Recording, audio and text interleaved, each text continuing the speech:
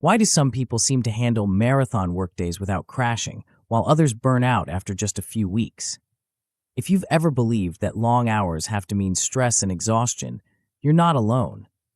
We've all heard that working harder and pushing through pain is the only path to success. But what if that's not true? What if the real problem isn't the long hours, but how we work through them? Most of us are never taught how to structure a long day or how to protect our energy and focus. Instead, we wing it, bouncing from task to task, responding to messages, fighting fires, and hoping sheer willpower will carry us through. Over time, this leads to fatigue, mistakes, frustration, and eventually burnout. But there's another way. This book is for anyone who faces big demands and long hours, whether by choice or by necessity. It's not about hacks or shortcuts. It's about building a system, a daily routine that supports high performance, protects your well-being, and helps you finish strong, not just once, but day after day. Inside, you'll learn why working longer doesn't have to mean feeling worse, how to plan your day so you get more done with less strain, and how simple habits can protect your attention and energy. You'll see how to switch up your work to stay fresh, how to match the right tasks to your natural energy, and how to defend yourself from distractions and interruptions. You don't need superhuman willpower. You need a structure that works with your brain and body, not against them. This book will give you that structure, step by step, with practical tools you can start using right away. If you're ready to turn overwhelming days into something sustainable and maybe even enjoyable, let's get started. Chapter 1: The Burnout Trap. Everything you have been told about the grind is wrong. You have likely been led to believe that the ability to work 12 hours a day is a test of willpower, a measure of how much pain you can endure before you break. You see the influencers, the billionaires, and the elite performers, and you assume they are simply better at suffering than you are. You think they have a reserve of discipline that you lack, and that if you just clenched your jaw a little tighter and drank a little more coffee, you could match their output. This is a lie. It is a dangerous, exhausting lie that is currently destroying your health, your focus, and your results. The people who sustain high performance over long days are not suffering. They are not white-knuckling their way through the 10th hour, fighting the urge to collapse. They are operating within a design. They have replaced willpower with structure. If you are reading this, you are likely ambitious. You have goals that require more than a standard 8-hour shift. You are willing to put in the work, but you are tired of the price you are paying for it. You are tired of the brain fog, the irritability, and the sinking feeling at 8 p.m. that despite being busy all day, you haven't actually moved the needle on the things that matter. You are in the right place. We are going to dismantle the myth of the heroic grind and replace it with a mechanical reality. We are going to turn your workday from a chaotic struggle into a predictable, high-output machine. The Great Productivity Deception. There is a fundamental difference between 12 hours of activity and 12 hours of productivity. Most people who claim to work long days are actually engaging in a performance of busyness. They sit at their desks for 12 hours, but their cognitive engine begins to sputter around hour 6.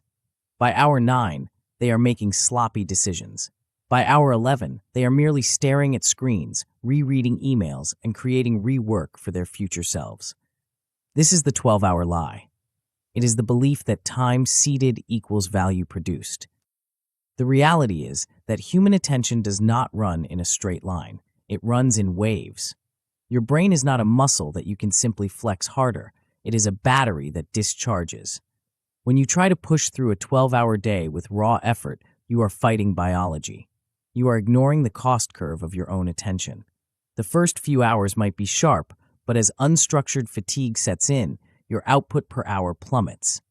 You might feel noble for staying late, but if you are producing garbage that you have to fix tomorrow, you are not working. You are vandalizing your own schedule. The enemy here is not the long hours. The enemy is unstructured long hours. When you treat a marathon like a sprint, you collapse at mile 5. But if you treat it like an endurance sport, with paced effort, planned recovery, and strategic fueling of the mind, you can cross the finish line strong. The goal of this book is not to teach you how to endure misery. It is to teach you how to remove the misery so that the work remains. How the collapse actually happens. Burnout is rarely a sudden explosion. It does not arrive with a bang. It arrives with a whisper that you ignore until it becomes a scream.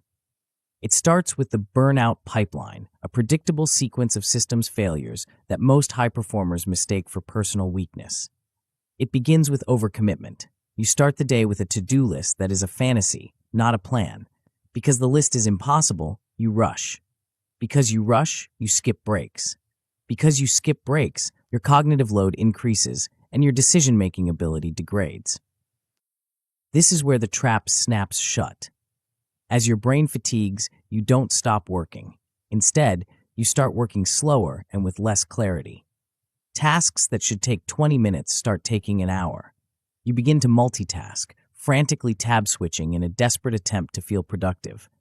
This fragmentation shatters your focus, leaving you with a pile of half-started projects and zero finished deliverables. By the time the evening rolls around, you are exhausted, but you are also guilty. You look at your unfinished list and promise yourself that tomorrow you will do better. You promise you will be more disciplined. But discipline is not the issue. You cannot discipline your way out of a broken system. This cycle creates a grind identity where you start to confuse suffering with progress. You begin to wear your exhaustion like a badge of honor, telling yourself that if it hurts, it must be working. This is the mindset of a loser. Winners do not worship pain. Winners worship repeatability. If you cannot repeat your workday tomorrow and the day after and the day after that, you have not built a career. You have built a burnout factory. The cognitive cost of chaos. The reason you cannot simply push through is due to cognitive load. Your brain has a limited budget of high-quality executive function every day. Every time you have to decide what to work on next, you pay a tax. Every time you get interrupted by a notification, you pay a tax. Every time you switch contexts from a creative task to an administrative task and back again, you pay a heavy tax. In an unstructured 12-hour day, you are spending half your energy just managing the chaos of the day itself. When you operate without a system, you are forcing your brain to be both the CEO and the worker bee simultaneously.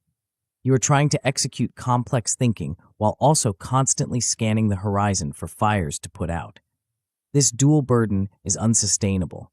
It leads to a state where even easy tasks feel heavy. You find yourself procrastinating on simple emails because your decision-making circuits are fried. This isn't laziness. It is a predictable result of cognitive overload. Furthermore, the leaks compound. In a long day, a single distraction doesn't just cost you the 2 minutes it takes to read a message. It costs you the 20 minutes it takes to refocus your attention on the deep work you were doing. If this happens 3 times an hour, you are mathematically incapable of deep work. You are skimming the surface of your potential, busy but ineffective, moving fast but going nowhere. The quiet advantage of consistency. Imagine for a moment what happens when you flip the script. Imagine a day where you don't have to negotiate with yourself about what to do next. Imagine finishing your most critical work by 1 p.m., leaving the afternoon for refinement and coordination. When you stop relying on mood and start relying on a system, you unlock the long game win, professional compounding. Consistency is the quietest, most powerful force in your career. When you master the structured 12-hour day, your results stop depending on how you feel. You become a machine that ships deliverables regardless of inspiration. This builds a level of trust that is rare in the modern workplace. People stop seeing you as the person who is always frantic and swamped, and start seeing you as the person who is predictable and effective. Your reputation shifts. You gain optionality. You can take on bigger projects, harder degrees, or more complex business problems because you know you have the engine to handle the workload without breaking. There is also a personal compounding effect. When you work with structure, you end the day with energy left over. You stop treating your weekends as emergency recovery chambers where you lie in a dark room trying to piece your sanity back together. You can actually be present with your family and friends because you aren't mentally replaying the unclosed loops of the day.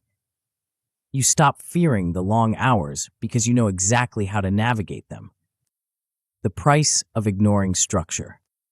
If you choose to ignore this reality, if you choose to continue believing that you can outwork a bad system, the consequences are inevitable. The collapse pattern will play out. Your productivity will devolve into mere activity. You will spend 12 hours moving pixels and papers, but the meaningful output will dry up. Your attention will become fragile, shattering at the slightest interruption. The emotional bill will come due. You will find your patience eroding. You will become short with your colleagues and distant from your loved ones. Motivation, that fickle friend you rely on so heavily, will stop showing up. You will start to resent the work you used to love, viewing it as a burden that never ends. Worst of all is the identity damage. When you fail to sustain the pace, you won't blame the lack of structure. You will blame yourself. You will call yourself lazy. You will internalize the failure, damaging your confidence and making it even harder to get back on the horse. You will swing wildly between extreme overwork and total crashes, losing the one thing that guarantees success: consistency. Building the machine. You are going to stop trying to be a hero. You are going to become an architect. Over the course of this book, we are going to build a 7-part operating system that will carry you through 12 hours of high performance. We will not rely on vague advice. We will install specific protocols. First, we will establish system first. We will set the rules that remove daily negotiation and define what a successful day actually looks like. We will stop budgeting our time like optimists and start budgeting our energy like realists. Next, we will create your day blueprint. This is the default template that prevents leaks. You will learn to buffer against chaos so that when the world throws a punch, your schedule absorbs it rather than shattering. We will then install focus cycles. You will stop working until you crash and start working in intervals. We will treat your attention like a high-performance engine that requires cooling cycles to maintain top speed. We will master energy timing. You will learn to map your natural biological rhythm and place your hardest work in your peak windows. You will stop wasting your genius hours on email and your zombie hours on strategy. We will implement task rotation. To prevent the mental overheating that comes from doing one thing for too long, we will sequence your tasks to keep your brain fresh. You will learn to switch gears strategically to maintain momentum deep into the evening. We will build a focus fortress. We will engineer your physical and digital environment to block distraction before it reaches you. We will create a workspace that defends your attention so you don't have to. Finally, we will close the loop with the sustainable loop. We will set up the tracking and review mechanisms that keep you on the rails for weeks and months. You will learn to spot the smoke signals of burnout before the fire starts. Amateurs wing it, pros run programs. There is a reason elite athletes live by strict routines. Think of the legends of sport, like Kobe Bryant. He didn't just walk onto the court and shoot around for 12 hours hoping to get better. He had a program. He had specific blocks for shooting, specific blocks for conditioning, and specific blocks for recovery. He didn't rely on how he felt that morning. He relied on the schedule he had built. He understood that engineered endurance always beats random intensity. The loser mindset says, "I'll figure it out as I go." The loser mindset views structure as a cage that limits freedom. The winner understands that structure is the only thing that creates freedom. By constraining your day, you liberate your mind to focus entirely on execution. You stop worrying about when you will do the work and start simply doing the work. You are about to build a system that will make the right move the easy move. You are about to prove to yourself that you can handle a workload that would crush an unstructured person, and you can do it without destroying yourself. But before we can build the schedule, we have to fix the rules of engagement. You cannot win the game if you are playing by a set of broken laws that guarantee failure before you even open your laptop. There is a silent negotiation you have with yourself every single morning, a subtle mental bargain that drains your battery before the day even begins. In the next chapter, we are going to end that negotiation permanently. Before we continue, make sure to subscribe to Grow to the Top and activate notifications to receive more self-improvement tips that will supercharge your growth. And make sure to give this video a thumbs up and share it with your friends. It really helps the channel grow. Thank you for your support. Chapter 2, System First. You are likely sitting there right now, staring at a calendar that looks more like a battlefield than a schedule, wondering why you can't just force yourself to stick to it. You wake up with the best intentions. You tell yourself that today is the day you will grind for 12 hours straight, crush every task, and finally get ahead. But by 2 p.m., the resolve fades. The distractions creep in. You find yourself bargaining with your own brain, promising to make up for lost time later in the evening. You think the problem is that you are weak. You think you lack the grit to sustain the pace. You are wrong. The problem isn't your character. The problem is that you are trying to run a marathon without a map, water stations, or a pacing strategy. You are relying on a resource that is biologically designed to fail you: willpower. Willpower is a spark, not a fuel source. It is great for starting a sprint, but it is terrible for sustaining a 12-hour siege. If you want to work long days without burning out, you have to stop treating your workday as a test of moral fortitude and start treating it like an engineering problem. You need to stop trying harder and start designing better. This chapter is about the shift from internal struggle to external structure. We are going to install a set of operating rules that remove the need for constant self-control. We are going to build a machine that carries you through the day so you don't have to drag yourself across the finish line. The flaky friend called motivation. Let's be honest about motivation. It is a terrible manager. It shows up late, leaves early, and disappears the moment things get difficult. If you build a 12-hour workday on the foundation of feeling like it, you are building on quicksand. The brutal truth is that human biology is not wired for 12 hours of continuous, high-intensity focus. We are wired to conserve energy. When you rely on motivation, you are asking your brain to fight its own survival instincts every single minute of the day. That fight is exhausting. Every time you have to decide what to do next, you burn a little bit of glucose. Every time you have to negotiate with yourself about whether to check your email or finish that report, you deplete your mental battery. This is called decision fatigue. By the time you reach the halfway mark of your day, you have made so many micro-decisions that your brain simply refuses to make any more. That is when the small quits happen. You open a new tab, you stare out the window, you pick up your phone. You aren't lazy, you are just out of decision-making fuel. A system solves this because it pre-decides the day for you. When you have a system, you don't have to ask yourself, what should I do now? The answer is already there. The rules are already set. Systems create stability under stress. When the pressure mounts and your energy dips, a system acts like a set of rails. It keeps you moving forward even when the engine, your motivation, is sputtering. The compounding payoff here is massive. Fewer decisions mean less fatigue. Fewer negotiations mean more execution. You stop wasting energy on figuring out how to work, and you pour all of that energy into the work itself. The budget you didn't know you had. The core theory we are operating on here is something called work capacity budgeting. Most people plan their days as if they have an infinite supply of high-quality attention. They schedule 6 hours of deep, complex problem-solving back-to-back, followed by 3 hours of intense meetings, followed by another 3 hours of creative work.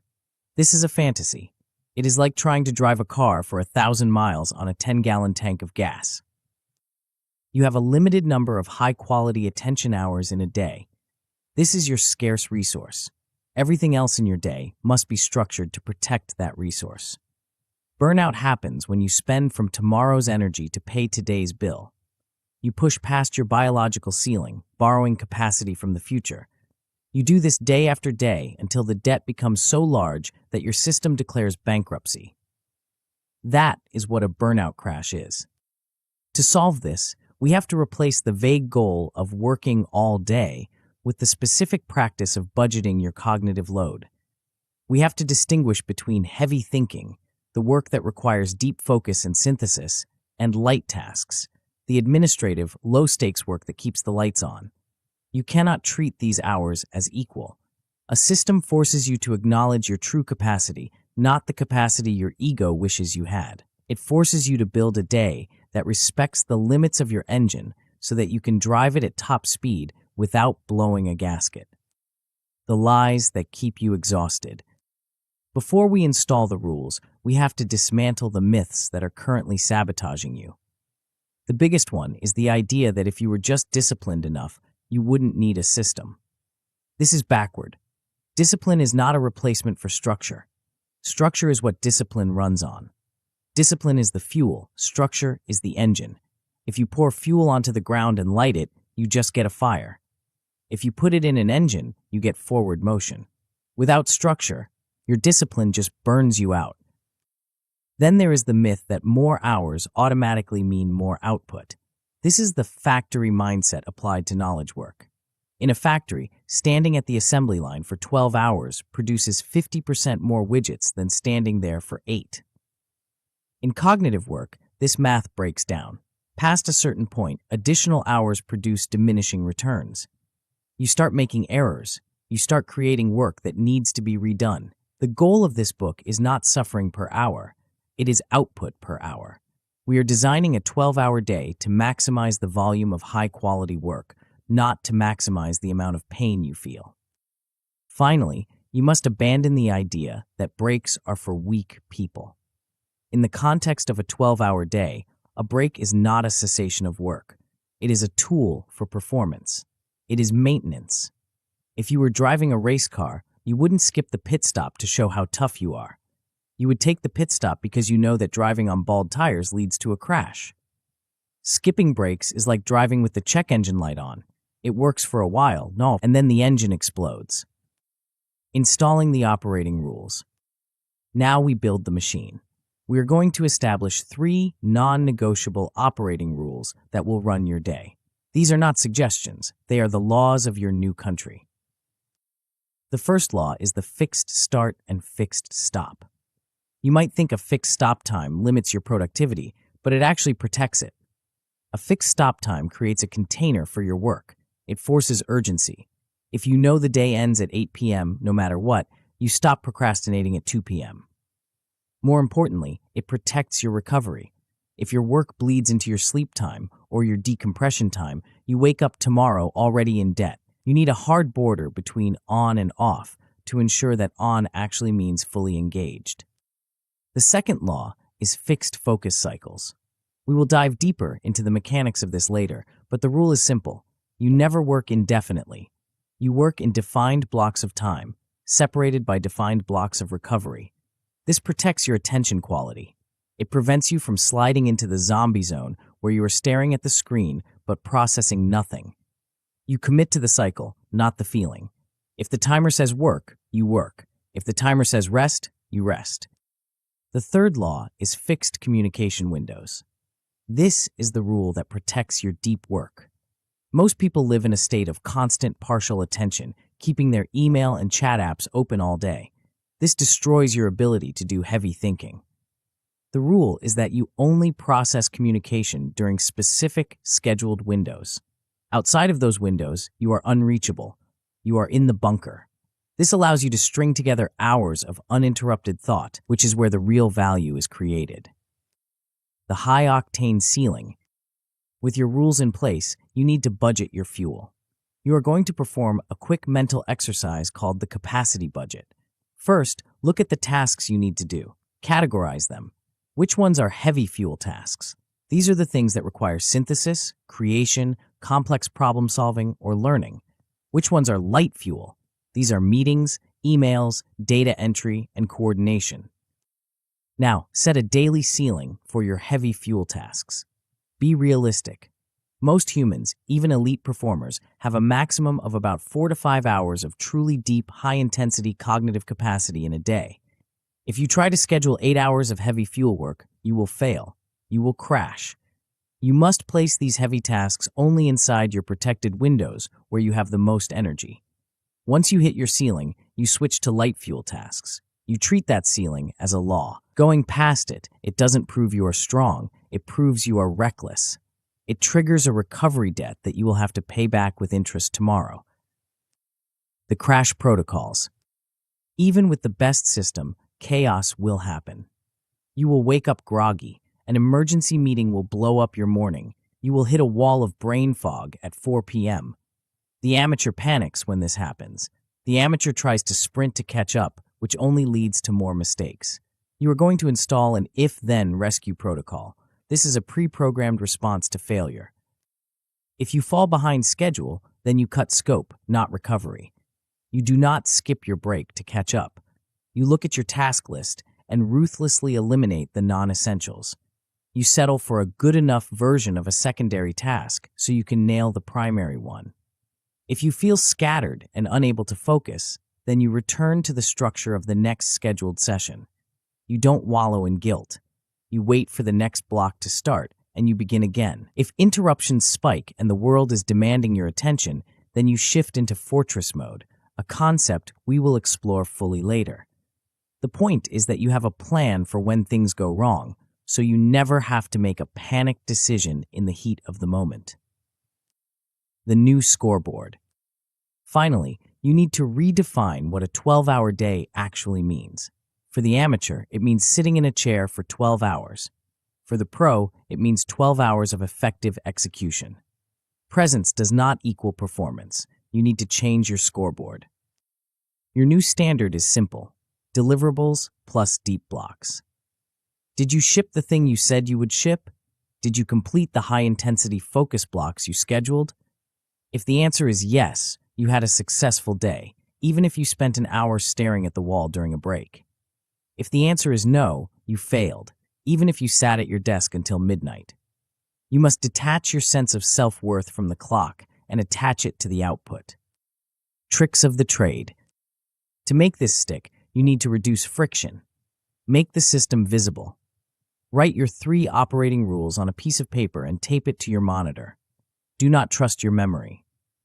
Create a start ritual that triggers your focus automatically. Maybe it's putting on headphones, pouring a specific drink, or clearing your desktop. This signals to your brain that the machine is turning on. Reduce decision friction by pre-deciding your first task the night before. Never start a 12-hour day wondering what to do first. That question alone can derail your morning. Use default sequences. If you know that after a deep work block you always do an admin block, you don't have to decide. You just flow from one to the other. Keep your rules firm, but your schedule flexible. You can move a block of work from 2 p.m. to 4 p.m. if an emergency happens, but you cannot delete the block, and you cannot delete the recovery that follows it. The path forward. If you implement this, the outcome is not just more work done. It is a different kind of life. A good outcome is 8 or 9 effective hours with a stable mood.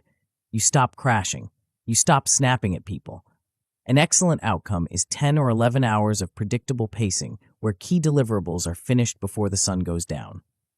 The best outcome is a full 12-hour day that feels structured, not punishing, a day you can repeat for weeks because the system protects you from yourself. But be warned, the most common mistake is going too big, too fast. You will be tempted to design the perfect Spartan schedule on day 1. You will try to run at 100% efficiency immediately. This will lead to a crash by day 3 and dread by day 4. Start with a 9-hour structured day. Prove you can run the system, then extend it. Do not fall for the trap of fake productivity where you are busy but shipping nothing. And do not let rigid perfectionism destroy you. If one disruption ruins your whole day, your system is too brittle. It needs buffers. We have established the rules. We have built the engine. But an engine is useless without a chassis to hold it together. You have the laws, but you don't yet have the map. You know how to operate, but you don't know what the day itself should look like. How do you actually arrange 12 hours of time so that the pieces fit together without friction? How do you handle the messy reality of meetings, unexpected calls, and the natural dips in your energy? The rules are the software. Now we need to build the hardware.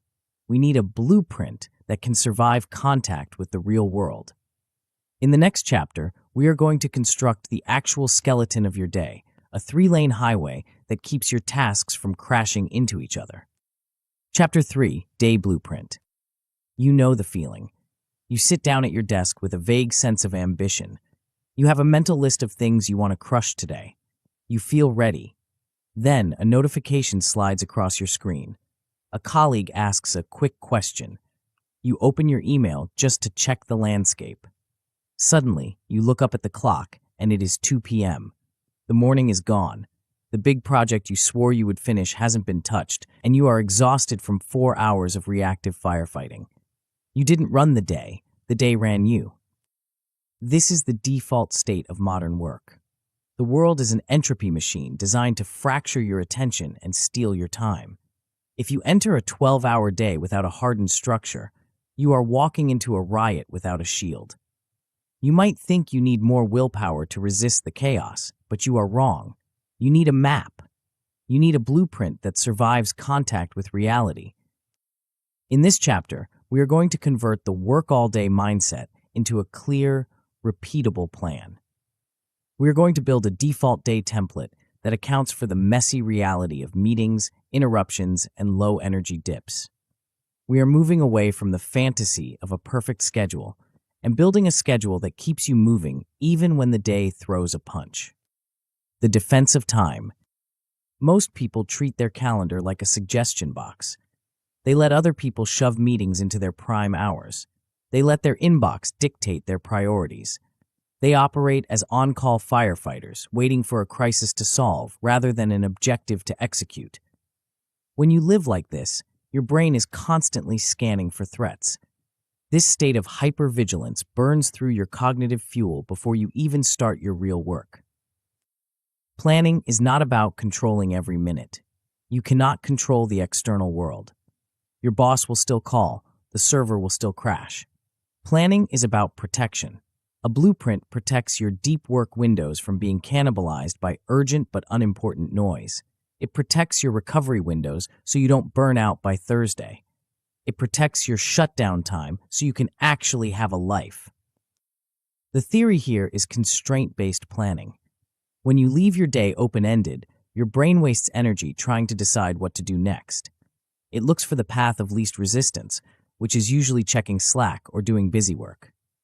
When you apply constraints, when you say, "This hour is for this task only," you remove the decision fatigue. You create a container for your focus. Attention behaves like a gas. It expands to fill the space available. If you give a task all day, it will take all day. If you give it a 2-hour block in a blueprint, you sharpen your focus to fit the container. The freedom trap. You might be resisting this. You might be thinking that a rigid schedule will kill your creativity or your freedom. You tell yourself that a flexible day is a free day. This is a myth. Flexibility without structure is just chaos in disguise. When you have no boundaries, you become reactive to everything. True freedom comes from boundaries. When you know exactly when you are supposed to be doing deep work and exactly when you are supposed to be answering emails, you are free from the guilt of not doing the other thing. Another trap is the belief that a to-do list is enough. A to-do list is not a plan. It is a menu of infinite obligations with no context of time or energy. A list doesn't tell you that task A requires your best brain power, while task B can be done while you are half asleep. A list doesn't defend your time, it just catalogs your burdens. Relying on a list often leads to snacking on easy tasks, while the big scary deliverables get pushed to tomorrow. Finally, stop planning in your head. Your working memory is for processing information, not for storing a schedule. When you try to juggle your timeline mentally, you are burning the very fuel you need to execute the work. You need to externalize the plan. You need to get it out of your head and onto a structure that you can see. Constructing the 3-lane highway. To build a blueprint that actually works, we are going to use a model I call the 3-lane day. Imagine your day as a highway with 3 distinct lanes. If you try to drive in all 3 lanes at once, you crash. If you let the slow trucks block the fast lane, you get nowhere. You need to separate your traffic. Lane 1 is deep work. This is high-value creation, complex problem-solving, and the work that actually moves your career forward. This traffic belongs in the fast lane, and it requires a clear road. You cannot have stop-and-go traffic here. Lane 2 is coordination. This is the merging lane. It includes meetings, calls, Slack threads, and emails. This work is necessary, but it is disruptive. It breaks your flow. Lane 3 is admin. This is the slow lane. It is the maintenance work, filing expenses, organizing folders, updating tickets. It requires very little cognitive horsepower. Your blueprint's job is to keep these lanes distinct. You never mix lane 1 and lane 2. You don't answer emails in the middle of a deep work block. You batch your coordination into specific windows so that the rest of the highway remains clear for speed. To hold these lanes in place, you need anchors. These are the immovable blocks in your day. You need a start anchor, a ritual that ramps you into focus. You need at least 2 deep work anchors, protected blocks of time placed in your peak energy windows. And you need a shutdown anchor, a hard stop that forces you to close the loops and disconnect. The anti-chaos layer. Here is where most schedules fail. They assume a perfect world. They pack every minute with activity, leaving zero margin for error. Then one meeting runs late, and the dominoes fall. The entire day collapses. To fix this, we install buffers. A buffer is a block of time assigned to nothing. It is the shock absorber of your day. You place buffers between your lanes. You put a 15-minute buffer after a meeting block before you attempt deep work. You put a 30-minute buffer in the late afternoon to catch the overflow. Buffers prevent domino delay. If a call runs over, it eats the buffer, not your deep work. If a crisis pops up, you have a pocket of time to address it without destroying your main deliverable. The winner budgets for disruption. The loser hopes for quiet. The blueprint drill. You are going to operationalize this with a simple 10-minute ritual called the blueprint drill. You do this every single morning, or ideally, the night before. First, choose one must-ship deliverable. Not 3, not 5. 1. This is the thing that, if finished, makes the day a success. If you have 10 priorities, you have 0 priorities. Second, assign that deliverable to your first deep work anchor. Put it in the calendar. That block is now sacred ground. Third, place your coordination windows. Do not sprinkle meetings like confetti across your day. Batch them. Squeeze them into a defined block in the early afternoon or late morning. Create a communication container so the rest of the day stays clean. Fourth, place your admin tasks in your low-energy slots. Usually, this is the late afternoon dip when your brain is tired, but your hands can still move. Fifth, add your buffers. Look at the transitions between lanes and insert the shock absorbers. Sixth, write a one-line definition of done for your main deliverable. Work on the report is not a definition. Complete the executive summary draft is a definition. Vague goals create vague effort. Specific goals create finished products. The parking lot rule. Even with a blueprint, your brain will try to sabotage you. You will be in the middle of a deep work block, and you will remember that you need to call the dentist. Or you will have a brilliant idea for a different project. The impulse to switch tasks will be strong. You must install the parking lot capture rule. Keep a notepad or a digital document open on the side. When a new task or idea intrudes, you capture it in the parking lot immediately. You write it down, and then you instantly return to your lane. You do not do the task. You do not explore the idea. You simply trap it so your brain can let it go. You review the parking lot only at your next scheduled planning checkpoint. This keeps you from driving off the road every time you see a shiny object. Tactical momentum. To make this blueprint stick, you need to trick your brain into compliance. Start your day with a first win. This is a small, finished output early in the morning.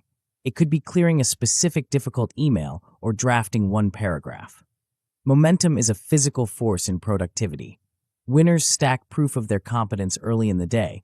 Losers stack promises they haven't kept yet. Use outcomes language on your calendar. Instead of writing Project X in a time block, write Finish Project X outline. Activity language allows you to hide.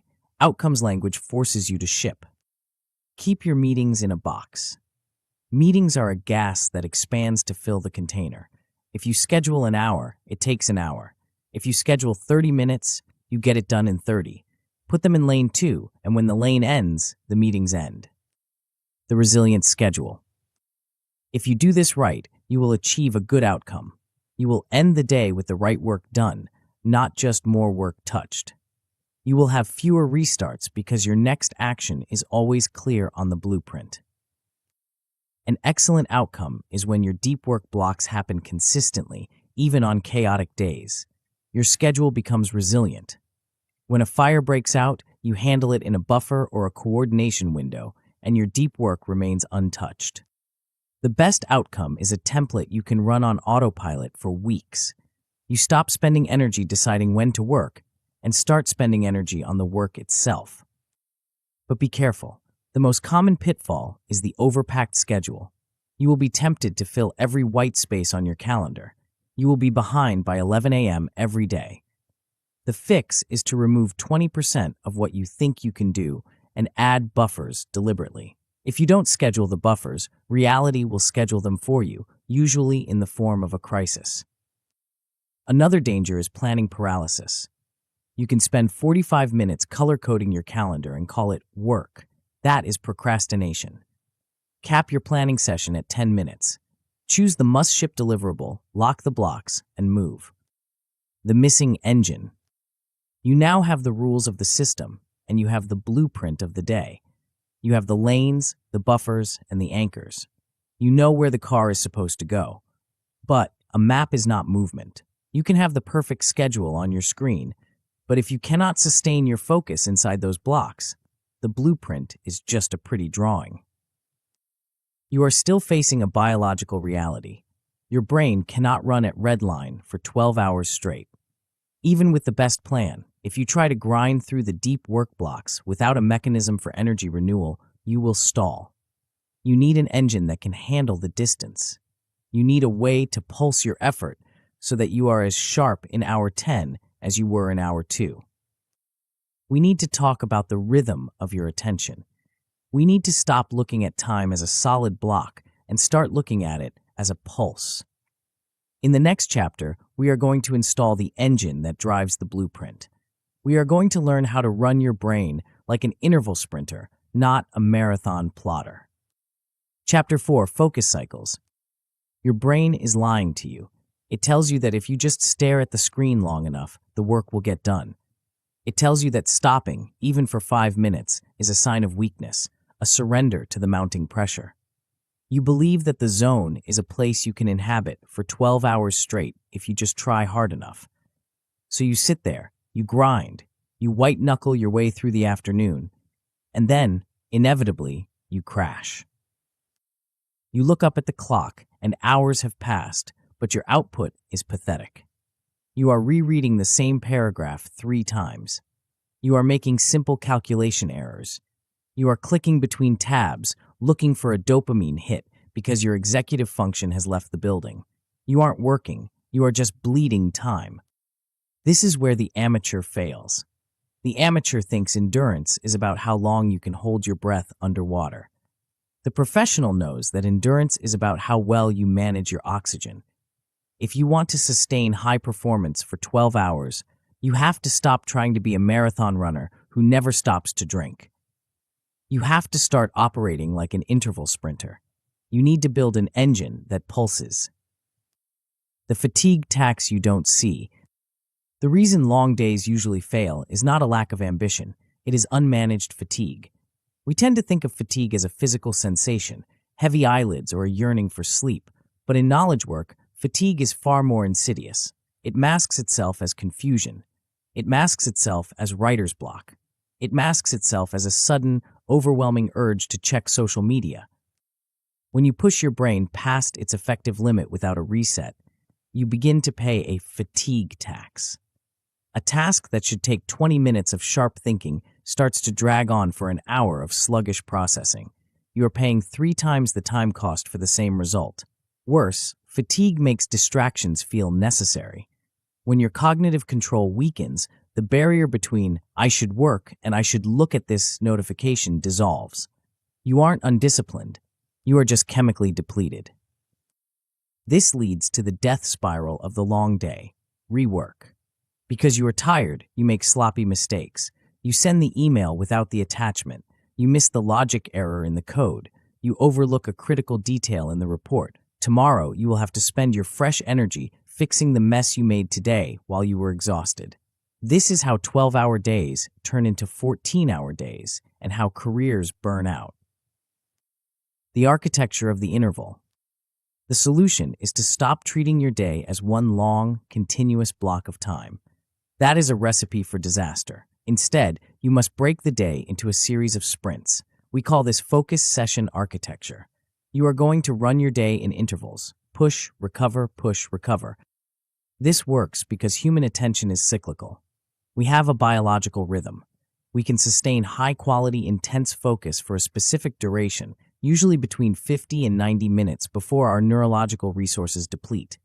Once you cross that threshold, your error rate spikes and your insight drops. By scheduling a break before you hit that wall, you reset the clock. You clear the attention residue that builds up in your mind. Think of it like a high-performance car. You can redline the engine for a while, but if you never shift gears and let the RPMs drop, you will blow a gasket. Breaks are not optional in endurance work. If you don't schedule recovery, your body will schedule a collapse. Winners rest on purpose because they know it protects their output. Losers rest by accident when they inevitably burn out. The lies that keep you grinding. You are likely resisting this idea right now. You are thinking, but if I stop, I'll lose my flow. This is the myth that breaks kill momentum. The truth is exactly the opposite. Breaks preserve momentum across the span of the day. Without breaks, your momentum naturally decays into a slow crawl. With breaks, you can maintain a high average speed from 8 a.m. to 8 p.m. You might also tell yourself, I'll rest when the work is done. Let's be brutal here. The work is never done. The inbox will never be empty. The project list will never be zero. If you wait for the work to end before you recover, you will never recover. You must decouple your recovery from your completion. You rest because the timer says so, not because the task is finished. Then there's the ego trap. If I can't focus for 4 hours straight, I'm weak. No, you are human. The elite performers, the musicians, the athletes, the chess grandmasters, they all practice in intervals. They know that intensity requires recovery. Trying to focus for 4 hours straight isn't a sign of strength. It's a sign that you don't understand how your own brain works. Locking in the cycle. So how do you actually build this engine? You start by choosing a cycle length that you can sustain with high quality. Do not try to be a hero on day one. Stability is more important than length. A classic, sustainable rhythm is the 50-10 split. You work with single-minded intensity for 50 minutes and then you disconnect completely for 10 minutes. If you have a slightly higher tolerance, you might try 60-10. If you are doing deep, complex work that requires a lot of mental loading, you might go for 75-15, but pick one. Commit to it. This ratio is your lifeline. To execute this, you need to perform the cycle lock. It is a simple discipline, but it requires rigor. First, you set a timer. Do not look at the clock. Use an actual timer that counts down. Second, you define one clear outcome for that session. Not work on project, but write the introduction. Third, you work on that single task until the timer goes off. No phone, no email, no switching. When the timer hits 0, you stop. Immediately. You do not bargain. You do not say, just one more sentence. You stand up and walk away. This hard stop is crucial. It creates a Zeigarnik effect, a psychological tension that makes your brain eager to return to the task. If you work until you are exhausted and bored, you will dread coming back. If you stop while you still have momentum, you will be pulled back into the work effortlessly. The art of re-entry. The danger of intervals is the cold start. You worry that if you stop, you will spend the first 10 minutes of the next block trying to figure out where you were. This is a valid fear, but we can solve it with a technique called re-entry speed. Before you stand up for your break, take 30 seconds to write a next action note. Leave it right in the middle of your screen or on top of your notebook. It should be a command to your future self. Write the paragraph about the budget variance. Compile the code for the login module. When you return from your break, you don't have to think. You read the note and you execute. You bypass the hesitation and the ramp-up time. You are back at full speed within seconds. This allows you to chain together multiple cycles without losing efficiency. You also need to incorporate one longer recovery period into your day. Usually this happens between your major lanes, perhaps after a streak of 3 deep work cycles. This is a 30 to 60-minute block where you completely detach. This prevents the late-day spiral. It acts as a fire break, stopping the accumulated stress of the morning from burning down your afternoon. Protecting the pulse. Your intervals will only work if they are protected. You cannot run a sprint if someone trips you every 10 meters. You must enforce boundaries during your focus sessions. This ties back to the focus fortress we will build later, but for now, use visible signals. Headphones on means do not disturb. A closed door means come back later. During the break, you must actually rest. This is where most people fail. They stop working, but they immediately pick up their phone and start scrolling through social media. This is not a break. This is just blasting your brain with a different kind of information noise. You are switching from cognitive load to sensory overload. A real break must be low stimulation. Stand up, move your body, look at a wall, let your eyes adjust to a different focal length. You need to let the dust settle, not kick up a new storm. When the system shakes, there will be days when you fall behind. The pressure will mount, and your instinct will be to throw the cycles out the window and just push. This is the loser's move. When you are behind, you do not cut recovery, you cut scope. You tighten the definition of what needs to be done. You protect the engine because if the engine blows, you aren't finishing anything. You might find that your breaks turn into derailments. You take 10 minutes, but then you get distracted, and suddenly it's been 40 minutes. The fix here is the timer. The timer signals the start of the break, and it signals the end. When the alarm sounds, you sit down. You treat the return to work with the same military precision as the start of the break. If you find that your quality is dropping halfway through a block, your sessions are too long. Shorten them. There is no shame in a 25-5 cycle if that is what keeps you sharp. The goal is not to boast about how long you can focus. The goal is to produce excellence. Adjust the dial until you find the rhythm that keeps your output steady. The missing variable. You now have a powerful machine. You have the rules that govern it, the blueprint that maps its path, and the engine that drives it forward in powerful, rhythmic bursts. You can feel the difference already.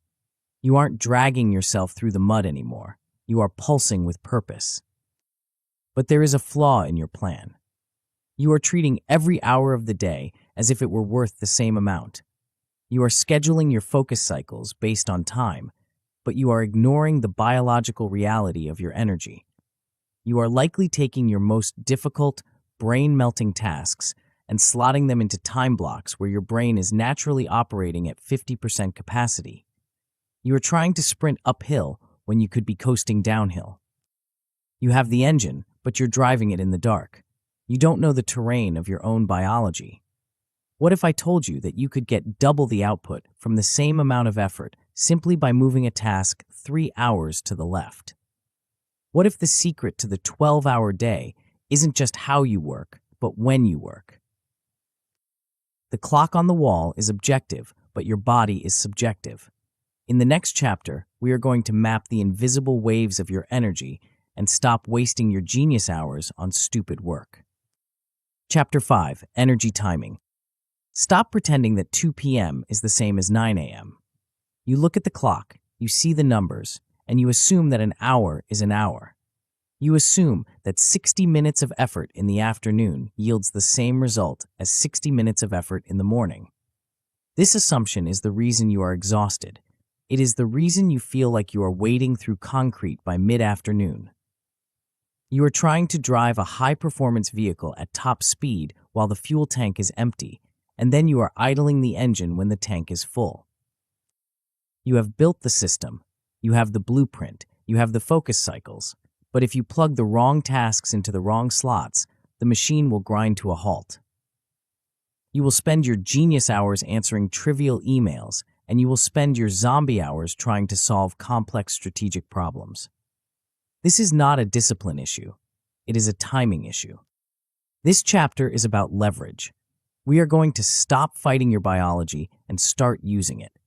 We are going to map the invisible waves of your daily energy and place your work so that the current carries you, rather than you paddling against it until you drown. The force multiplier.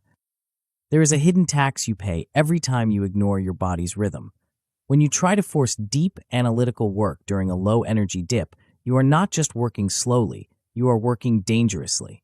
The cognitive load feels twice as heavy, but your output is riddled with errors.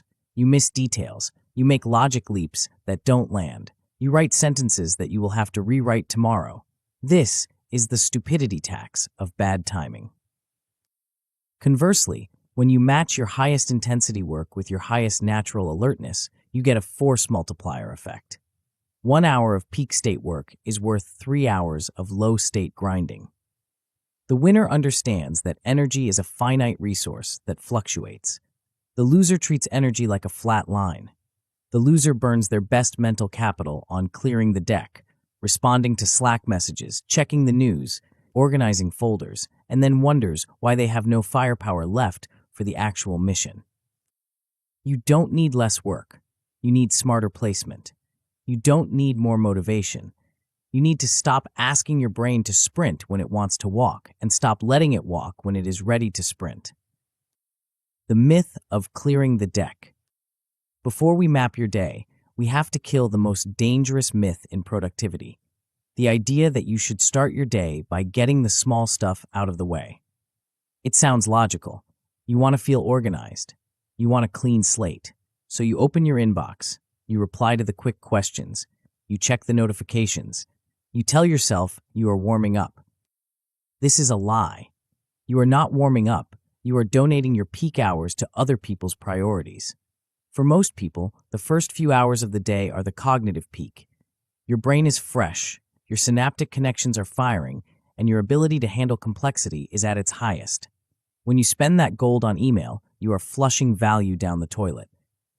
Clearing the deck is an infinite game. There will always be more deck to clear. Shipping a deliverable is a finite game. The other myth is the ego trap of the grind. You think, if I'm tired, I should force myself to do the hard work to prove I'm strong. That is not strategy. That is vanity. Winners conserve power for the moments it matters. They don't try to set personal records for suffering. They try to set personal records for output. If your brain is in a dip, you don't force a breakthrough. You switch tactics. Mapping your reality. We are going to build an energy map. This is not a complex scientific study. It is a brutally honest assessment of your reality. You're going to look at your day in 1-hour chunks and label them high, medium, or low. High energy is when you feel sharp, optimistic, and capable of holding complex ideas in your head. For many, this is the morning. For some, it is late at night. Find it. This is your peak window. Medium energy is when you can work, but you aren't setting the world on fire. You can edit, you can plan, you can structure. Low energy is the dip. This is when you feel the fog. You read a sentence and have to read it again. Your patience is thin. This is your dip window. Do not guess. Look at your last 3 days. When did you actually ship good work? When did you stare at the screen? Once you identify your peak windows, usually you have 1 or 2 good ones a day, you must treat them like diamonds. They are scarce, they are valuable, and they must be defended. The peak fence. Once you know where your peak is, you build a fence around it. This is the deep work window protection protocol. During your peak window, you are unavailable. You do not schedule meetings. You do not check email. You do not hop on a quick call. You must be ruthless here.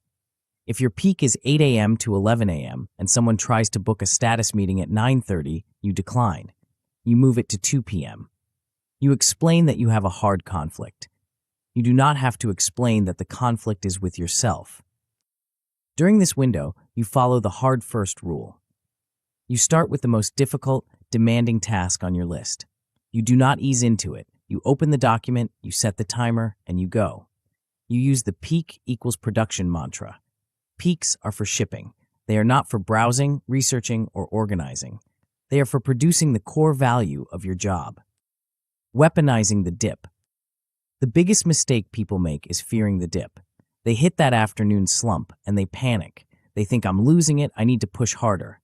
No, you need to switch gears. The dip is not a defect. It is a feature. Your brain needs to downshift. The strategy here is to handle dips without panic by switching to lighter tasks on purpose. When you feel the energy drop, you don't stop working. Remember, this is a 12-hour day, but you change the type of work. This is where you put the clearing the deck tasks.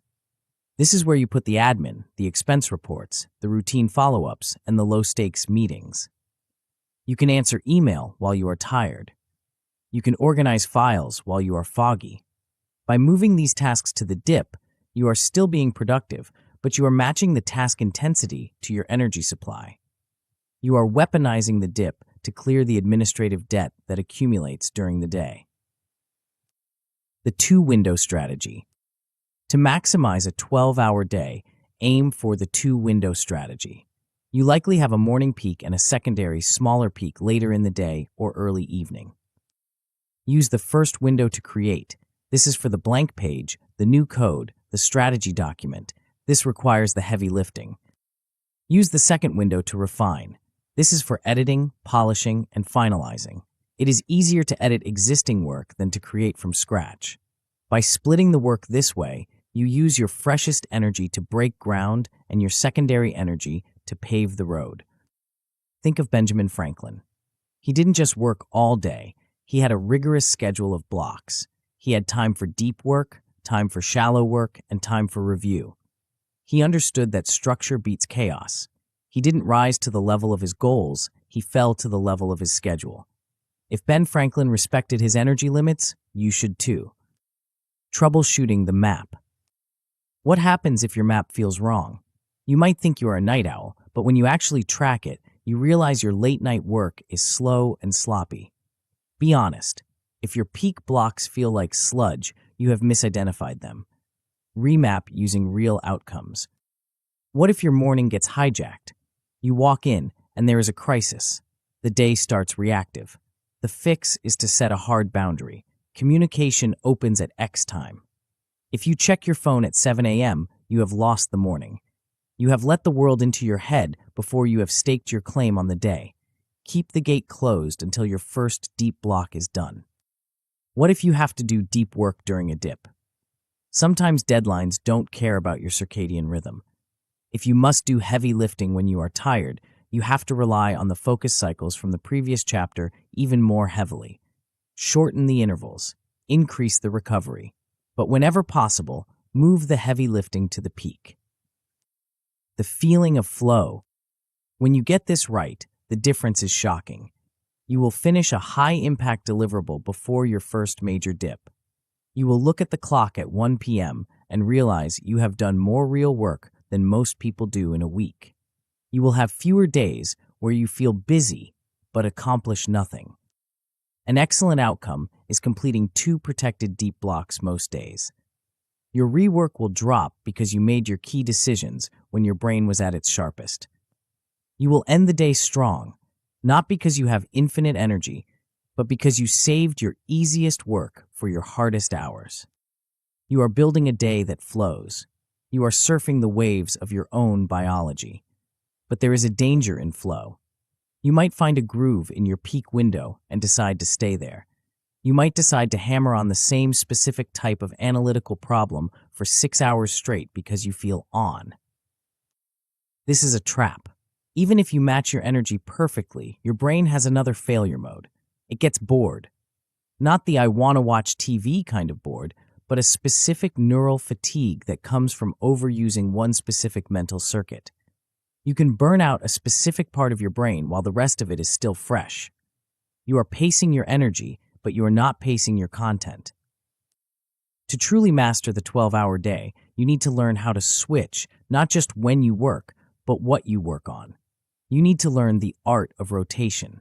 In the next chapter, we will discuss how to keep the engine running by changing the fuel. Chapter 6, Task Rotation. Imagine you're at the gym. You walk over to the bench press, load up the bar with a heavy weight, and start lifting. You do a set, then another, then another. You keep going for 4 hours straight. What happens? Your chest muscles fail. You can't lift the bar anymore. If you keep trying, you will drop the weight on your neck. But here's the interesting part. Your legs are fine. Your back is fresh. You are exhausted in one specific area, but the rest of your system still has capacity. Your brain works the same way. We tend to think of mental fatigue as a general fog that descends on everything, but that is rarely true until the very end of the day. Usually, you have fried one specific neural circuit, the one responsible for complex logical synthesis, or the one responsible for creative empathy, while other circuits are sitting idle. The silent killer of the 12-hour day isn't just the hours, it's the monotony. It is the stubborn insistence on hammering the same mental muscle until it fails. This chapter is about preventing that failure. We are going to learn a strategy that allows you to keep working without overheating. It is called task rotation. It is the difference between a day that ends in a crash and a day that ends with a controlled landing. The art of the switch. Most productivity advice tells you that context switching is the devil. They tell you to focus on one thing until it is done. And generally, they are right, if you are working for 4 hours. But if you are working for 12, that advice is incomplete. If you try to write code or draft legal briefs or design architectural plans for 12 hours straight, your quality will nosedive by hour 6. You will start making mistakes that you won't even see until tomorrow. Winners don't power through this specific type of fatigue. They rotate.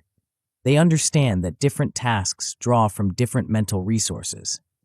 Heavy creative work drains your executive function and your willpower. Coordination work drains your social battery. Administrative work drains your patience but requires very little deep thinking. The strategy here is to alternate the intensity of your tasks. You work in a clean block on a heavy task until you feel the diminishing returns kick in. Then, instead of stopping work or scrolling social media, you switch to a different type of work. You switch from creation to organization. You switch from solving to documenting. This controlled change refreshes your brain. It allows the heavy lifting muscles to recover while you are still being productive with your light lifting muscles. The myth of the single track. You might be thinking, but isn't switching tasks just procrastination? It can be. If you switch because you are bored or because the work got hard, that is weakness. That is impulse switching, and it creates chaos. But if you switch because you have hit the end of a scheduled block and you need to preserve your stamina for the long haul, that is strategy. There is a pervasive myth that grinding on one project all day is the peak of productivity. It feels heroic. You tell people, I spent 12 hours on the slide deck. But be honest, how good were the slides you made in hour 11? Likely, they were garbage. Long days need pacing. They need variety. You cannot run a marathon by sprinting the first 10 miles. You have to vary your stride. The test for whether a switch is good or bad is simple. Does it protect your deliverable? If switching to a lighter task for an hour allows you to return to the heavy task with fresh eyes and renewed energy, then the switch was a weapon. If switching just distracts you and makes you lose the thread, it was a mistake. We're going to build a system that ensures your switches are always weapons. The 3 buckets of intensity. To execute this, you need to categorize your work. You cannot just grab random tasks from your to-do list. You need to sort them by cognitive load. We will use a simple 3-bucket model. Bucket A is deep creation. This is your highest intensity work. It is the writing, the coding, the strategy, the complex problem solving. This is the work that burns fuel fast. Bucket B is refinement. This is medium intensity. It is editing what you already wrote. It is structuring data you already collected. It is planning the next week. It It requires focus, but it doesn't require the same raw creative horsepower as bucket A. Bucket C is maintenance. This is the lowest intensity. It is answering routine emails, filing expenses, updating Jira tickets, and scheduling meetings. This is work you can do even when you feel brain dead. Your goal is to sequence these buckets so that they support each other. You never schedule 2 bucket A blocks back to back without a break or a rotation. You use bucket B to land the plane after a heavy creative session. You use bucket C to fill the dips in your energy that we identified in the last chapter. The rotation plan. Here's how you do it in practice. Take 5 minutes at the start of the day. List your tasks and label them A, B, or C. Now, look at your day blueprint. Assign your A tasks only to your protected deep work anchors. These are the non-negotiables. Then, place your B tasks immediately after your A blocks. This is a powerful sequence. You spend 90 minutes creating something A, and then you spend 60 minutes refining it or planning the next steps, B. This allows you to stay engaged with the project but lowers the cognitive load. You are still moving the ball forward, but you are downshifting the engine. Finally, place your C tasks into the dips and the communication windows. Never ever waste a morning peak window on a bucket C task. That is a crime against your own productivity. Crucially, you must add a rule. No switching inside a bucket A block. If you are in a deep work session, you do not rotate. You stay there until the timer rings. Rotation happens between blocks, not inside them. The stuck switch protocol. Sometimes, despite your best planning, you will get stuck. You will be in the middle of a bucket A task, and you will hit a wall. You will stare at the cursor and nothing will come. The temptation will be to force it, to sit there and suffer. Or the temptation will be to open YouTube. Instead, use the stuck switch protocol. First, write down the obstacle in one sentence. I don't know how to transition from the intro to the body. I can't figure out why this function is returning null. Writing it down gets it out of your loop. Then, switch to a predefined lighter task for one timed block. Go answer emails for 20 minutes. Go organize your desktop. Do something that gives you a sense of completion. Often, while you are doing the mindless work, your subconscious will untangle the knot in the heavy work. When the timer goes off, return to the heavy task. But don't just dive back in. Read the sentence you wrote about the obstacle. Often, the solution will be obvious now. You return with a single next action, not a vague hope that things will be better. Rotation pairs. To make this even easier, you can use standard rotation pairs. These are sequences that work for almost everyone. The first is create, refine, ship. You do a block of creation A, then a block of editing B, then a block of sending it out or filing it C.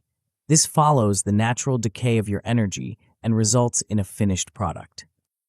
The second is solve, document, coordinate. You solve a hard problem A, then you document the solution B, then you tell the team about it C. This keeps your momentum building without draining the same system. You are moving from internal focus to external communication, which uses different parts of your brain. Avoiding the fragmentation trap. There is a danger here. If you rotate too much, you end up with a day full of fragments. You do 10 minutes of this, 15 minutes of that, and nothing ever gets finished. This is the popcorn brain effect. To avoid this, limit yourself to 2 or 3 major rotations per day. Do not spin the wheel every hour. Stick to your blueprint. The goal is to finish the A task, then move to the B task. If you find yourself constantly rotating away from the heavy work before it is done, that is not rotation, that is avoidance. You also need to be careful about context. When you switch from a heavy coding task to an email task, you dump a lot of short-term memory. If you just jump back into the code an hour later, you will waste time trying to remember where you were. Always end a block with a resume point. Write down exactly where you were and what the very next step is. Next time, write the validation logic for the user input. This acts as a bookmark for your brain. It prevents the slow restart. The rhythm of endurance. When you master task rotation, the feeling of the day changes. You stop fearing the afternoon. You know that even if your creative brain is fried by 4 p.m., You have a plan for the rest of the day that doesn't involve staring blankly at a screen. You can switch to bucket B or bucket C tasks and still contribute value. You will find that you have less mental fog. You will have fewer blocks where you look back and wonder what you actually did. Your quality will go up because you are never forcing a tired brain to do work it isn't capable of handling. But there is one thing that can break even the best rotation plan. You can have your buckets sorted, your sequences lined up, and your energy mapped, but if your environment is actively fighting you, none of it matters. If your phone is buzzing every 3 minutes, you cannot do bucket A work. If your desk is a chaotic mess of papers, you cannot find the clarity for bucket B work. You have built the system inside your head. Now you must build the system outside of it. You need to construct a physical and digital space that defends your focus so you don't have to waste your precious energy fighting off the world. In the next chapter, we are going to build a fortress. Chapter 7, Focus Fortress. Look around you right now. Look at your desk. Look at the tabs open on your browser. Look at your phone sitting within arm's reach. You might think these are just tools, inert objects waiting for your command. You are wrong. They are active combatants. In the context of a 12-hour day, your environment is either a fortress that protects your mind or a casino designed to bankrupt it. If you are trying to execute high-level cognitive work in a space built for distraction, your motivation does not matter. You can have the best plan, the perfect energy map, and the strongest will, but if your phone buzzes every 4 minutes, you will fail. You are trying to meditate in the middle of a construction site. This chapter is about silence. It is about building a physical and digital moat around your mind so that you can work with quiet power rather than constant interruption. The high cost of a leaky ship. You probably believe that a quick check of your email takes 30 seconds. You think you can glance at a notification, see that it's not urgent, and return to your deep work with zero penalty. This is the single most expensive delusion in the modern workplace. Distraction is not just lost time, it is lost depth. Every time you switch your context, from your code to Slack, from your report to a text message, you create a tension residue. A part of your brain remains stuck on the distraction. It lingers like a mental aftertaste. When you return to your work, you are not operating at 100% capacity. You are operating at 80%, then 60%, then 40%. In a standard 8-hour day, this is bad. In a 12-hour day, it is fatal. Distraction scales with hours. As the day gets longer and your natural fatigue sets in, your defenses lower. Small interruptions that you could ignore at 9 a.m. become irresistible at 4 p.m. If you don't build a fortress, your day will bleed out through 1,000 tiny cuts. You will reach the end of the day feeling exhausted, yet when you look at your deliverables, you will realize you spent half your time reacting and only half your time building. Winners do not find time for deep work. They defend it. They understand that focus is a fragile asset that must be protected by walls, not just wishes. Losers beg for quiet. Winners build barriers. The myth of the iron will. You might be telling yourself that you don't need to change your environment because you have self-control. You think, I'll just ignore the notifications. This is a strategy that works perfectly until it doesn't. Ignoring a distraction requires active cognitive effort. Every time your phone lights up and you choose not to look at it, you burn a tiny unit of glucose. You pay a tax. Over 12 hours, those taxes add up to a massive deficit. By the evening, your willpower is bankrupt and you will click on anything that moves. There is also the myth that you need to be reachable all the time to be valuable. This is a lie born of insecurity. If you are reachable every second of the day, you are productive in none of them. You become a router, simply passing information back and forth, rather than a creator who adds value. And let's destroy the multitasking myth once and for all. You cannot multitask. You can only task switch rapidly. When you try to do 2 things at once, you are just doing 2 things badly. You are stripping the gears of your mind. A 12-hour day requires a smooth engine, not a transmission that is constantly grinding. Engineering friction. The solution is not to train your brain to resist temptation. The solution is to remove the temptation. We call this distraction friction engineering. The principle is simple. You want to increase the friction for the wrong behaviors and decrease the friction for the right behaviors. You want to make checking social media a hassle, and you want to make starting your work effortless. Your environment is an external system. When your internal discipline gets tired, and it will, your environment steps in to hold the line. We are going to build this fortress in 3 layers: physical, digital, and social. Layer 1, the physical moat. Start with your visual field. If you can see it, it can distract you. Your desk should not be a storage unit for unfinished business. Every pile of paper, every sticky note, and every random object is a visual trigger that pulls at your attention. Clear it. When you are in a deep work block, the only thing on your desk should be the work itself. The most dangerous object in your physical space is your phone. It does not belong on your desk. It does not belong in your pocket. If you are serious about a 12-hour day, your phone belongs in another room, or at the very least, in a drawer on silent mode. If you have to stand up and walk across the room to check it, you have added friction. That small barrier is often enough to stop the mindless impulse loop. Layer 2, the digital gate. Your computer is a window to the entire world, which is a problem when you need to focus on one document. You need to reduce the entry points for distraction. This starts with the one-screen rule. When you are in a deep work block, you have one primary window open. Not 5, not 10, 1. If you are writing, you have the document open. If you are coding, you have the IDE open. You do not have your email open in the background, just in case. You must be aggressive here. Use website blockers. Turn off all non-essential notifications. There is no reason for a news app to ping you while you are trying to solve a complex problem. If you rely on willpower to not open a new tab, you will lose. If the tab is blocked by software, you stay on track. Layer 3, the social boundary. This is the hardest layer because it involves other people. You need to create clear availability rules. You cannot be interrupted every 10 minutes with a quick question. Those questions destroy your flow. You need a visible signal. In an office, this might be big noise-canceling headphones. In a remote setting, it is your status set to deep work, do not disturb. You must train the people around you to respect the signal.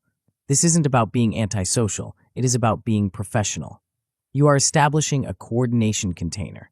You tell your team, I am heads down until 11 a.m. I will answer all questions between 11 and 11:30. Most people are terrified to do this. They think their boss will be angry. In reality, most bosses care about output. If you disappear for 3 hours and come back with a finished deliverable, nobody cares that you didn't answer a Slack message instantly.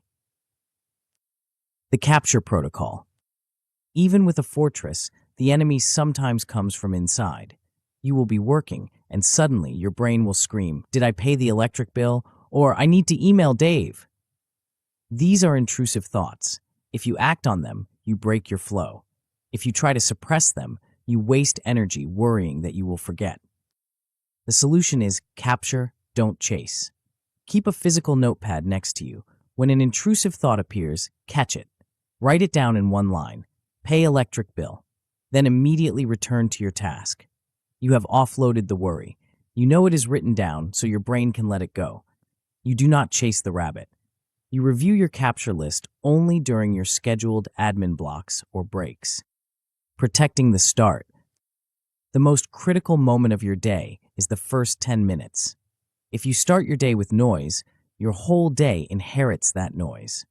If the first thing you do is scroll through social media or panic read your emails, you have surrendered your attention before you have even begun. You must protect your start. Your workspace should be set up the night before. The document you need should be open. The tools you need should be laid out. When you sit down, there should be zero friction between you and the work. You want to slide into the stream, not hack your way through a jungle of setup and distraction. The Steve Jobs anchor. Think about Steve Jobs. He was not known for adding things, he was known for removing them. He was obsessive about focus through subtraction. When he returned to Apple, he didn't add more product lines, he slashed them. He understood that to build something great, you have to say no to 1,000 other things. Your workspace should reflect this philosophy. Eliminate before you optimize. You don't need a better to-do list app, you need fewer apps. You don't need a faster way to check email, you need to check email less often. Troubleshooting the walls. There will be breaches in your fortress. Sometimes people will ignore your boundaries. They will tap you on the shoulder or call your phone. You need an escalation path. You need to define what constitutes a true emergency. If the building is on fire, interrupt me. If you can't find a file, wait until 11 a.m. You might also face digital relapse. You will find yourself unblocking the sites you blocked because you need them for 5 minutes. This is a slippery slope. If you find yourself bypassing your own security, you need to increase the friction. Make it annoying to distract yourself. Change the password to a random string of characters that you have to look up. Make the distraction cost more effort than the work. Beware of rigid perfectionism. If a distraction slips through, if the delivery guy rings the doorbell, do not let it ruin your day. Use the restart ritual. Handle the interruption, then write down exactly where you were. Take a breath and dive back in. Do not use the interruption as an excuse to abandon the block. The silent victory. When you build a proper focus fortress, the result is a strange and beautiful silence. You sit down and the world recedes. You are no longer fighting off a swarm of gnats. You are alone with your work. Your deep blocks feel calmer. You enter the zone faster because there are no tripwires in your path. You will notice that your output per hour skyrockets. When you aren't paying the restart tax every 10 minutes, you can do in 1 hour what used to take 3. Your 12-hour day stops leaking. You ship more and you stress less. You have now constructed a formidable machine. You have the system to govern your decisions. You have the blueprint to map your time. You have the focus cycles to manage your energy. You have the rotation strategy to keep your brain fresh. And now you have the fortress to protect it all. You are capable of a massive day. You can wake up tomorrow and crush 12 hours of work with a level of control you have never felt before. But there is one final enemy that we haven't discussed. It is not distraction. It is not poor planning. It is not even fatigue. It is the subtle, creeping accumulation of damage that happens when you win the battle but lose the war. You can run this system perfectly for 1 day.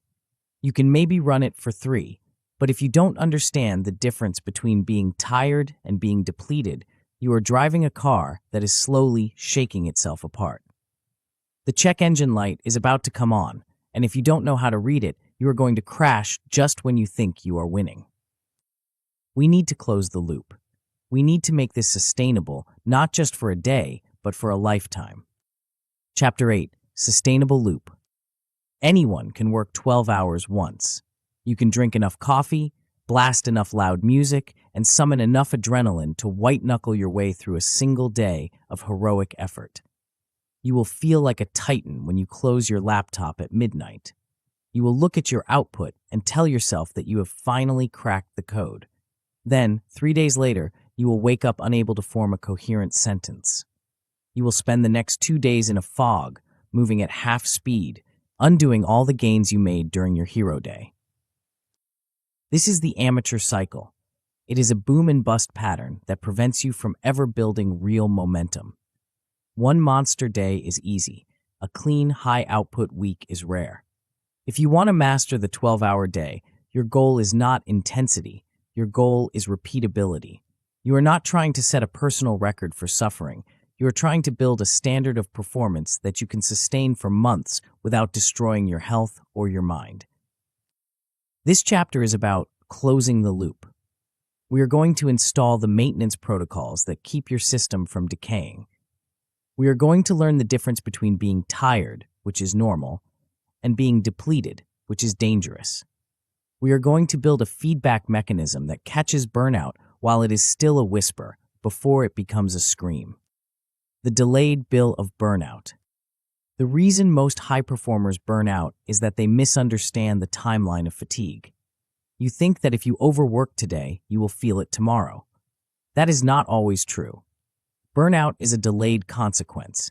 It is like credit card debt. You can spend energy you don't have for days or even weeks without feeling the immediate pain. You feel productive. You feel unstoppable. You think you have cheated the system. But the bill always comes due, and when it does, it comes with interest. The crash that follows a period of unstructured overwork steals more momentum than the overwork created. You lose days to lethargy, irritability, and brain fog. Winners understand that capacity is an asset that must be protected. Losers burn their capacity for a short-term ego boost. To prevent this, we need to shift your mindset from maximum effort to sustainable intensity. This means working hard, but working inside guardrails. It means recovering on schedule, not by accident. It means treating your energy like a bank account where you never let the balance drop below a critical threshold. The anchor of consistency. The first pillar of your sustainability loop is sleep consistency. Notice I did not say sleep duration, though that matters. I said consistency. Your body runs on a circadian clock that regulates your hormones, your energy, and your focus. If you go to sleep at 11 p.m. one night and 2 a.m. the next, you are essentially giving yourself jet lag every few days. You are turning your week into a biological casino. In a 12-hour workday, stability is everything. You cannot predict the chaos of the work, so you must predict the state of your physiology. You need to anchor your sleep and wake times with military precision. This stabilizes your energy across the long haul. When your body knows exactly when it will power down and exactly when it will power up, it becomes more efficient at generating alertness during the day. If you treat sleep as an afterthought, something you do only when the work is done, you are building your skyscraper on a swamp. Rebooting the system. The second pillar is movement microdosing. When you sit for 12 hours, your body enters a state of stagnation. Blood flow decreases, oxygen to the brain drops, and fatigue metabolites build up. You feel groggy not because you have worked too hard, but because you have moved too little.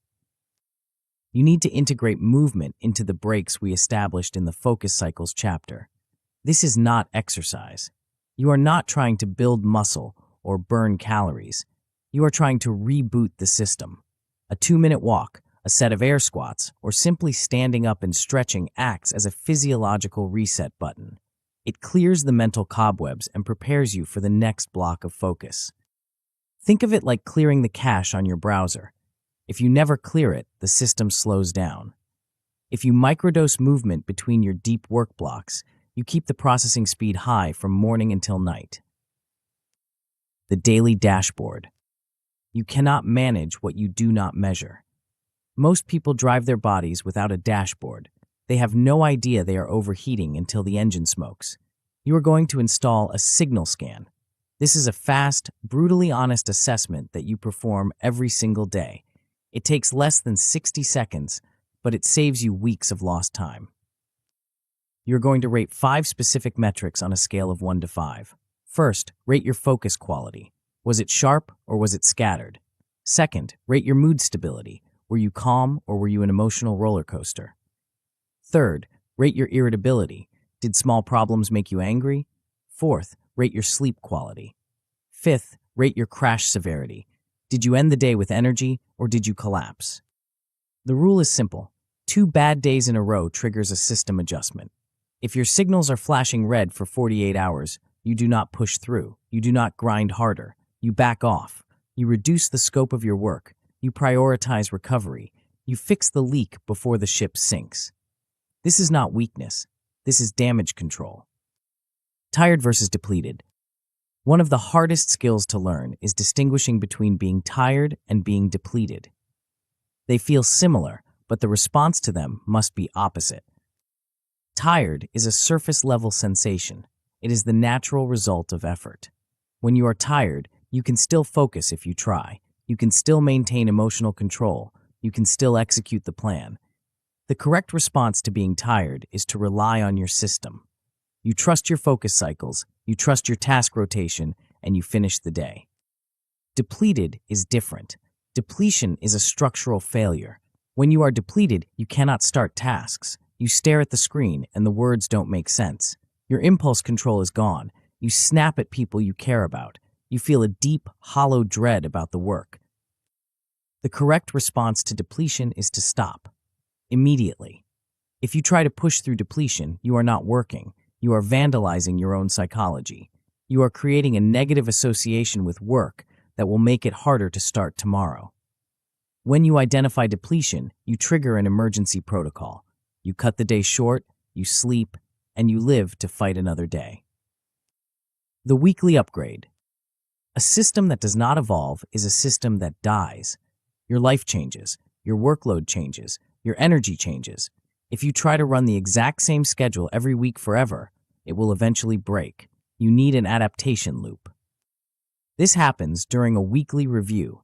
This is a 15-minute meeting with yourself where you look at the data from your signal scan and the results of your work. You ask 3 questions. First, what shipped? Look at your deliverables. Did you actually finish the things that mattered, or were you just busy? Second, what leaked time? Identify the top 2 distractions that stole your focus. Was it a specific person, a specific app, a specific time of day? Third, where did the energy crash? Look for patterns. Do you always crash on Tuesday afternoon? Do you always lose focus after the weekly staff meeting? Based on this data, you make one system change for the next week. Just one. Maybe you move your deep work block an hour earlier. Maybe you add a longer break on Wednesdays. Maybe you increase the friction on a distracting website. You are not overhauling your life. You are tuning the engine. Over time, these small adjustments compound into a system that fits you like a tailored suit. Protecting the off switch. The final component of sustainability is the shutdown ritual. You must have a hard boundary where the work stops. In a 12-hour day, this is critical. If your work bleeds into your recovery time, you are stealing from tomorrow. You need a ritual that signals to your brain that the shift is over. Close the laptop. Write down the first task for tomorrow. Say a specific phrase to yourself, like system offline, and then actually stop. Do not check email on your phone. Do not think about the project in the shower. You must protect your off time like it is sacred ground. This is where your capacity is rebuilt. If you are half working while you are watching a movie, you are neither working nor recovering. You are in a gray zone of low-level anxiety. Winners are fully on when they are on and fully off when they are off. The long game. If you implement this loop, the outcome is profound. You stop fearing the work. You know that you have a safety net. You know that if you push too hard, your signals will catch you. You know that if the schedule isn't working, your weekly review will fix it. You will start to see your capacity grow. Tasks that used to exhaust you by noon will now feel manageable until 6 p.m. You will be able to sustain high output for weeks at a time without the drama of a breakdown. You will become reliable. But there is a danger in reliability. You can become so good at the machine-like execution of your day that you forget the human element. You can become a robot that processes tasks efficiently but loses touch with the bigger picture. You can master the schedule but lose the identity of who you are outside of the productivity. We have built the mechanics. We have the engine, the fuel, the map, and the maintenance plan. Now we need to integrate this machine into your life. We need to talk about how to be a high performer without becoming a ghost to your family and friends. We need to talk about how to turn this temporary discipline into a permanent state of being. The final step is not about what you do, it is about who you become. Chapter 9, Long Game Mastery. You have reached the end of the manual, but you are only at the beginning of the work. Up until this moment, you have been a student of the system. You have learned the mechanics, the theories, and the protocols. But knowledge without execution is just intellectual entertainment. You did not pick up this book to be entertained. You picked it up because you have ambition that exceeds your current capacity. You picked it up because you are tired of the gap between what you want to achieve and what you actually ship at the end of the day. Now comes the hardest part. Now you have to turn this intellectual framework into a living, breathing reality. You have to take these concepts off the page and install them into your nervous system. This final chapter is not about adding more tricks. It is about integration. It is about locking the system in so tight that it becomes part of your identity. We are going to connect every wire we have laid so that when you flip the switch tomorrow morning, the machine hums to life. The machine you built. Let's look at the vehicle you have constructed over the last 8 chapters. It is not a collection of random productivity tips. It is a cohesive operating system designed for one specific purpose: sustained high output without biological collapse. You started with system first, accepting that willpower is a volatile fuel and that rules are the only thing that remove the daily negotiation. You built a day blueprint, a 3-lane highway that keeps your deep work from crashing into your meetings. You installed the engine of focus cycles, learning to pulse your effort in intervals rather than grinding your gears into dust. You learned the leverage of energy timing, placing your hardest work in your peak windows and your shallow work in your dips. You mastered task rotation to prevent mental overheating, switching gears strategically to keep the car moving. You built a focus fortress, engineering an environment that defends your attention so you don't have to fight a war every time you try to think.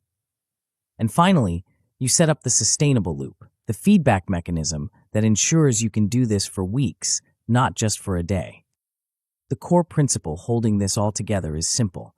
Long days do not require superhuman willpower. They require a smart system. If you rely on being tough, you will break. If you rely on the machine, you will endure. The shift from drifter to captain. When you run this system, something fundamental changes in how you relate to your work. You stop being a passenger in your own life. Most people are drifters. They wake up, check their phone, and let the world dictate their agenda. They react to emails. They react to Slack messages. They react to their own fatigue. They are constantly on the defensive. You are now playing offense. You gain control over your day because you have pre-decided the outcome. You stop drifting and start finishing. You gain control over your energy because you are no longer gambling with your focus. You know exactly when to push and exactly when to recover. But the biggest shift is in your identity. You stop being the person who talks about what they are going to do, and you become the person who ships. Consistency breeds confidence. When you look back at a week where you executed 5 perfect day blueprints in a row, you don't have to pump yourself up with affirmations. You have proof. You know you are capable because you have the receipts. How to be a human, not just a worker. There is a danger in high performance. You can become so obsessed with the machine that you lose your humanity. You can become a ghost to the people who love you, physically present but mentally absent. This system is designed to prevent that. The biggest complaint from partners and families of ambitious people is not that they work too much. It is that they are never fully there. They are checking emails at the dinner table. They are staring blankly at the TV while worrying about a deadline. This is half presence, and it destroys relationships. Your shutdown ritual is the cure. Because you have a hard stop, and because you have a system that captures all open loops, you can actually turn off. When you leave the fortress, you leave the war behind. You don't bring the battlefield home. Your presence becomes high quality because your work is contained. Predictability also reduces friction. When you have a chaotic schedule, the people around you never know when they can talk to you. They feel like they are walking on eggshells, afraid to interrupt your grind. With this system, they know the rules. They know that during your deep work anchors, you are unreachable. But they also know that when the coordination window opens or when the day ends, you are all theirs. Boundaries do not push people away. They create a safe space for connection. The new standard. So, what can you actually achieve now? You can run a 12-hour day without self-destruction. That is the promise. You can wake up, execute a plan that includes deep work, meetings, and admin, and hit the pillow at night feeling tired but not depleted. You will ship real deliverables with less drama. The output per hour of your work will rise because your focus is clean. You won't be spending 3 hours to do 1 hour of work because you are distracted. You will make fewer mistakes because you aren't forcing critical decisions when your brain is in a fog. Most importantly, you will stay consistent. You won't have to start over every Monday because you burned yourself out over the weekend. You won't live in the cycle of guilt and panic. You will improve through reviews, not through self-loathing. The compound interest of discipline. Here is the secret that the pros know. It gets easier. The first week you run this system, it will feel mechanical. You will feel the friction of setting the timer, of forcing yourself to stop for breaks, of ignoring the urge to check your phone. It will take effort. But systems compound. One small tweak in your weekly review becomes a permanent upgrade. Maybe you realize that you need a longer buffer before lunch. You make the change, and suddenly, every day after that is 5% smoother. Maybe you realize that a specific website is your kryptonite, so you block it permanently. That is a lifetime of saved attention from one decision. Over time, the day blueprint becomes automatic. You won't have to spend energy planning, you will just slide into the groove. Your body will learn the rhythm of the focus cycles. You will naturally start to focus when the timer starts and naturally relax when it stops. The effort required to run the machine drops, but the output stays high. This is mastery. Mastery is when the discipline turns into freedom. The protocol for tomorrow morning. You are done reading. Now you must act. Do not wait for Monday. Do not wait for the right time. The system starts now. Here is your 1, 2, 3 immediate action plan for tomorrow. Step 1. Write tomorrow's day blueprint. Do not do this in your head. Write it down. Choose exactly one must-ship deliverable. If you get nothing else done, this is the thing that makes the day a win. Step 2. Lock 2 deep work blocks in your peak windows. Look at your energy map. Find your best hours. Draw a box around them. These are for your must-ship deliverable. Nothing else gets in. Step 3. Set your focus cycle timer and pre-schedule your breaks. Decide on your ratio, 50-10, 60-10, whatever works. Commit to the timer. Lock in your non-negotiables immediately. Define your communication windows. If you don't, your email will eat your day. Set your fixed shutdown time. If you don't, your work will eat your life. And commit to minimum cycle compliance. You do not skip breaks. The line in the sand. We have reached the end. You have a choice. You can put this book down, nod your head, and go back to the way you were working. You can go back to the chaos, the panic, the late-night guilt, and the burnout. You can continue to be a victim of your own lack of structure. That is the loser's loop. It is comfortable, familiar, and destructive. Or you can take the winner's vow. It is simple, hard, and clean. I don't rely on mood. I rely on my system. I protect recovery because I protect output. I ship what matters, then I stop on purpose. This is your line in the sand. You are not trying to be a hero. You are trying to be a professional. Run the system once tomorrow. No heroics, no drama, just execute the blueprint. Then, wake up and run it again the next day. That is it. That is the secret. There is no magic pill. There is only the design, the discipline, and the durability to keep going. You have the machine. Now turn it on.